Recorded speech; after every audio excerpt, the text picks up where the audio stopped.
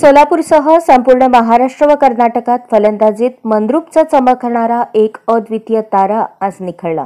मंद्रुपसह परिसरात क्रिकेट खेळात राज्यस्तरावर नावलौकिक मिळवून दिलेल्या तसेच राज्य राखीव पोलीस दलात कार्यरत असणारे मुन्ना शेख यांची मृत्यूशी झुंज अखेर संपली। त्यांचे दुःखद निधन झाले। मुन्ना शेख गेल्या महिनाभरापासून आजारी होते। त्यांच्यावर सोलापूर येथील अश्विनी रुग्णालयात उपचार सुरू होते। उपचारादरम्यान त्यांचे दुपारी 4च्या दरम्यान दुःखद निधन झाले। पंचक्रोशीत मुन्ना शेख यांना क्रिकेटचा बादशाह म्हणून ओळखले जात होते। त्यांनी टेनिस क्रिकेटमध्ये हारत असलेला सामना एकतर्फी खेळी करून जिंकून देण्यात ते पटाईत होते। क्रांती टीम मंद्रुपचे कर्णधार म्हणून त्यांनी सलग 15 वर्ष ते खेळले।